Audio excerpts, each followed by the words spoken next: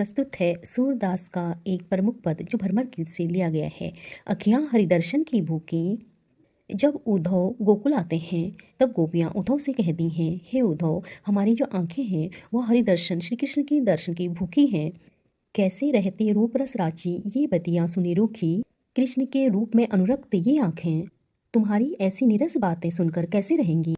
अवधि गनत एक टकमग जोबत तब इतनी नहीं झूठी। अब यह जोग संदेशो सुनी सुनी अति अकुलानी दुखी। अवधि गनत, अवधि कहते हैं समय को। पल पल गिनते एकटक राह निहारते हुए भी ये आंखें इतनी निरस नहीं हुई जितनी अब तुम्हारी ये योग के संदेश को सुनकर व्याकुल हो गई हैं। बारक वह मुख आनी दिखावहूँ दुही पई पीवत पतुखी।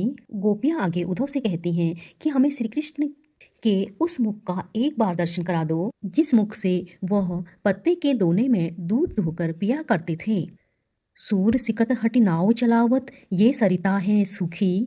सूरदास जी कहते हैं कि गोपियाँ कह रही हैं कि हमें योग का संदेश देकर तुम उस प्रकार का कार्य कर रहे हो जैसे कोई व्यक्ति सूखी नदी, बालू की नदी में हठपूर्वक नाव चलाने का प्रयास करे।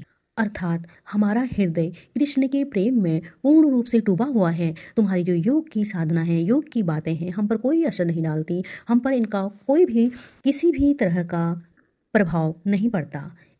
धन्यवाद।